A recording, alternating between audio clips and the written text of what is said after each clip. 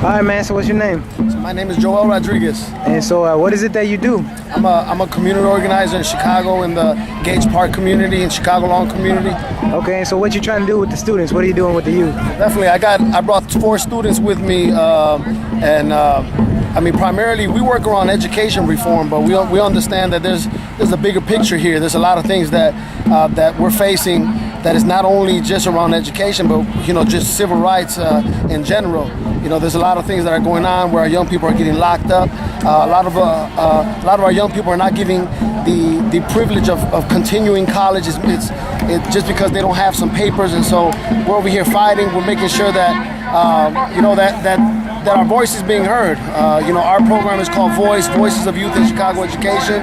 But we want our voice to be heard everywhere, not just in education, but just in our rights. We got the rights to go to school. We got the rights to have the same facilities that whites and other privileged areas have. So we want those same facilities. We want those same opportunities.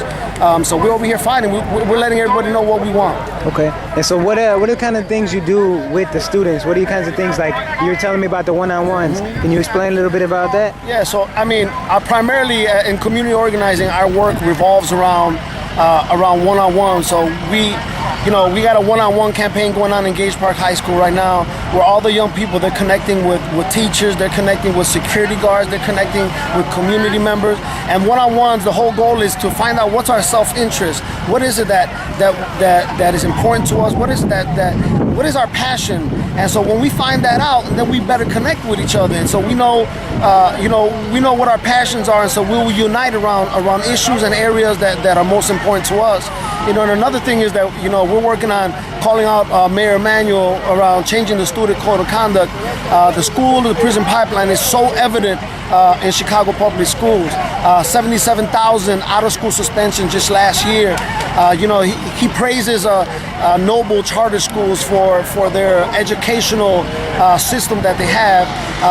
Yet they made almost $400,000 in the last 3 years of finding kids for detentions, of finding kids for not wearing their IDs, and if they fail a class, they have to pay $150,000. So we're telling the mayor, listen, it's enough.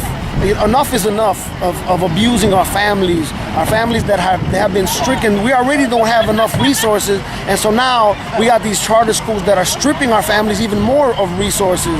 And so we're confronting the mayor. We're telling them, what, this is our voice. The young people don't want this. The young people shouldn't be treated as criminals just because they're undocumented, and definitely because they're minorities. And so we're seeing more minorities. Minorities are Black and brown students are 3 times more likely to get suspended than white students, and so there's a problem there. There's a problem there. There's a problem when you go to some of our schools and there's holes in the wall, and you go to a suburb school and everything looks beautiful. It looks like a college facility. So we want equality for everyone. Everybody should have the same resources and the same opportunities.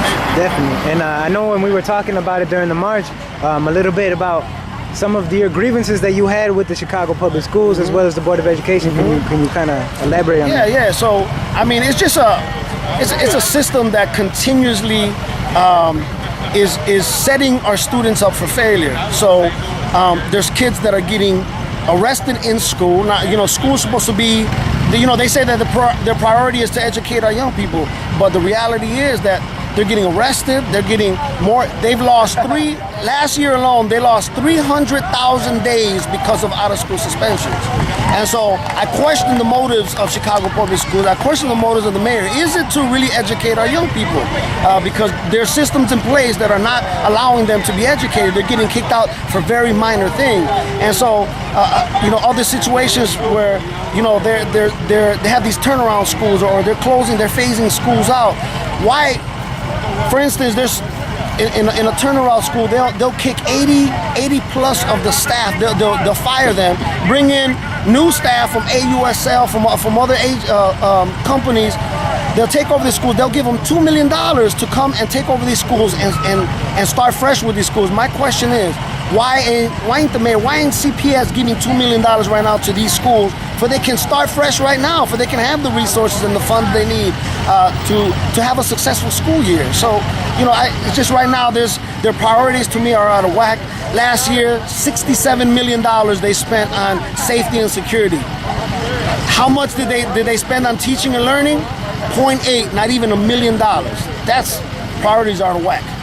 Definitely. And can you comment lastly about the 17 schools that have been closed as well as their staff terminated? Yeah. I mean, like I was saying, you know, I think they don't let systems be put in place and let them run sufficiently. You know, we got schools that have been on probation, but they're on probation for a reason. They're underperforming schools, but for a reason. Okay. For instance, in Gage Park High School, it's considered a food desert. So you have to walk more than 1.5 miles to find a decent grocery store where they have fresh fruits and where they have vegetables there.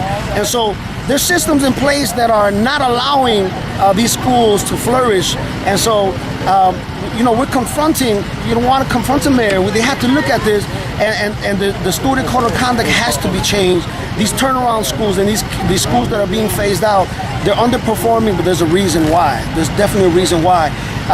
And you know, we've been part of a collaboration that has come together and says, you know what, we feel we got the resources, or we have the tools to make our schools safer and a better educational environment, but the city does not want to listen to us. Young people have spoken, parents have spoken, and the young people, the CPS is not listening to us, the mayor is not listening to us, and so we're just going to continue to bring the fight to them. Definitely. And what would be, I guess, the message to the future generations that you have to put? What are you trying to do in your work, as well as what you have to say? Man, you know, my goal is before I die to develop 100 young people, 100 young people that they understand that this is their fight, that they have to invest in their community, they have to invest in their school, that this is not just a 3-year problem that when you're out of high school and then it's over. No. We're talking about now, that this is going to affect their children, and so they have to take ownership. They have to be leaders, and they have to influence other young people. And I think that society is setting us up to live a very selfish life, and so it's like you have to step on people's toes to get to the top, and that's what we're seeing. But you know what? We have to let young people know that this is your fight. You got to take control of this. You got to let people know what you want, and you got to fight for it. That's where it comes down. You got to fight for it. Definitely. All right, man. Appreciate it.